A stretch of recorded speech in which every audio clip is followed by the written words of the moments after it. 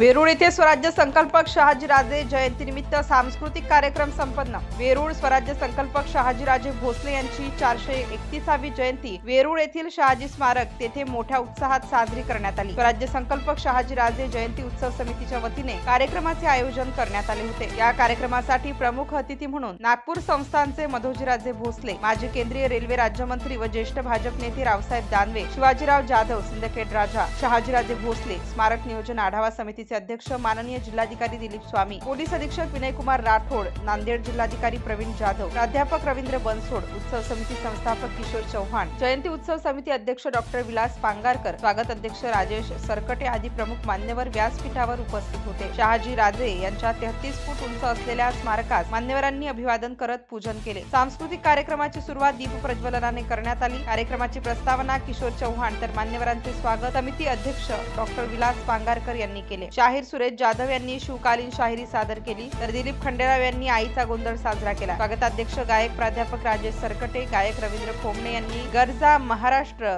सह विविध गीते सादर केली। अभिनेत्री सोनाली कुलकर्णी हिने उदे गांबे उदे, राजे आलेजी, माझा राजा माझा शुभा, आईचा गोंधळ, शिव जन्म उत्सव सोहळा, शिवचरित्र आदी गाण्यांवर अभिनेत्री सोनाली कुलकर्णी यांनी सहकलाकार समवेत नृत्य सादर केले। संभाजीनगर येथील कलावंतांनी विविध सांस्कृतिक कार्यक्रम सादर केली। या सांस्कृतिक कार्यक्रमासाठी वेरूळ, खुलताबाद, दौलताबाद, संभाजीनगर, नाशिक, जालनासह संपूर्ण महाराष्ट्र, राजस्थान, जयपूर, गोवा, कर्नाटक, हरियाणा आदी राज्यातून शिवप्रेमी गावकरी नागरिक मोठ्या संख्येने उपस्थित होते।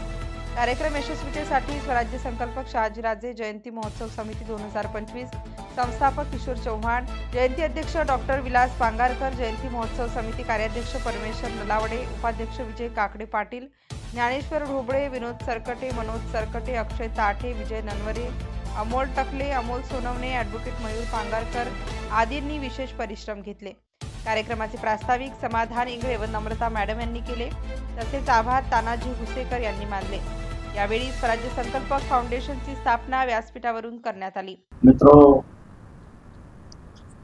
आपण ऐकलं असेल की सगळ्यांच्या बोलण्यातून कोणता सूर आला।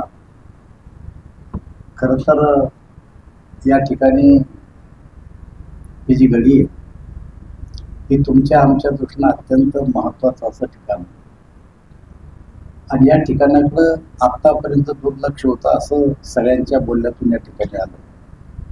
खरं मी सुद्धा पहिल्यांदाच या ठिकाणी आलो, कारण सिंदखेड राजाला साहेबांनी सांगितलं की त्या ठिकाणी आम्ही दरवर्षी जातो।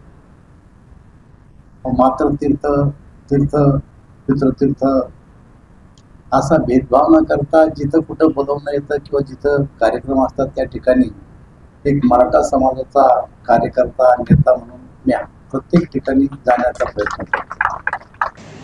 दादा, हे छत्रपती शिवाजी महाराजांचं मूळ घराणं हे सगळ्यांना माहीत आहे। हे कधी माहीत झालं? 30 वर्षापूर्वी आम्हालाही माहीत नव्हतं। माझ्या सहित ही घटना कुणालाही माहीत नव्हती। छत्रपती शिवाजी महाराज आपले मराठवाड्याचे, आपल्या जिल्ह्याचे हे आम्हाला माहीत नव्हतं। आम्ही चळवळीत आलो, छावा संघटनेच्या माध्यमातून काम सुरू केलं। प्राध्यापक देवीदास ओढके असेल, मिलिंद पाटील असेल, अनेक सहकारी असतात जे आज हयात नाही आहे, त्यांचं स्मरण करणं आवश्यक आहे।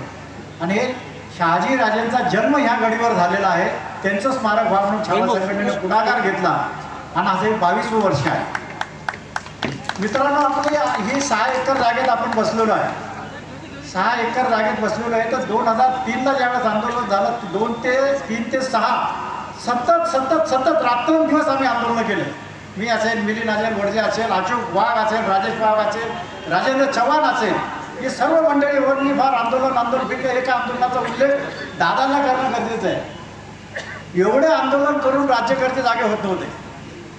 मग आमच्या मिलिंद पाटलांनी एक चांगली संकल्पना केली, आपल्याला झोप नाही आहे, या राज्यकर्त्यांना झोपू द्यायचं नाही म्हणून रात्री 1 ते रात्री 4 वाजेपर्यंत सर्व राजकीय नेत्यांच्या घरासमोर बँड पिट्ट्या वाजवून त्यांना उठून निवेदन दिले। तेव्हा कुठं स्मारकाच्या कामाला गती आली। त्यावेळेस 2 कोटी रुपये मिळाले। त्यावेळेस हे भारतातला एकमेव पुतळा आहे, जगातला एकमेव शहाजीराजेंचा पुतळा आहे, तो 33 फूट उंची आहे। हा संघर्षातून उभारलेला आहे।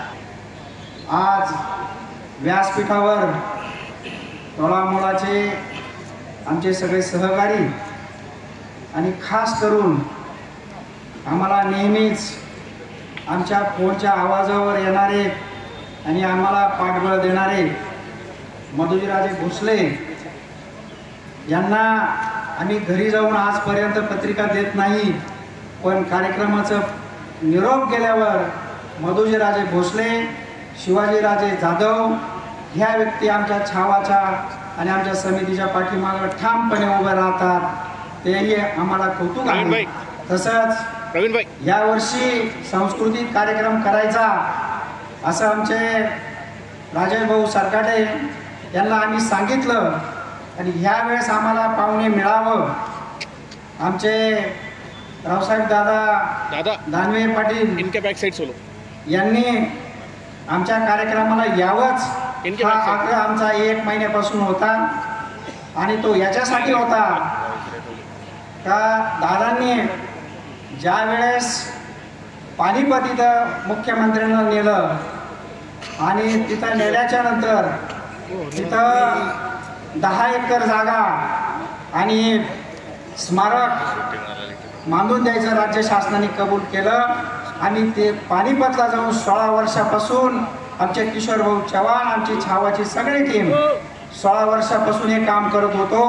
त्याला यश रावसाहेब दादा दानवे यांच्या माध्यमातून महाराष्ट्राचं भूषण म्हणून हरियाणामध्ये एवढा मोठा स्मारक होणार, त्यांचाही टाळे वाजवून आपण अभिनंदन करू. Nashik today news bureau, Nashik.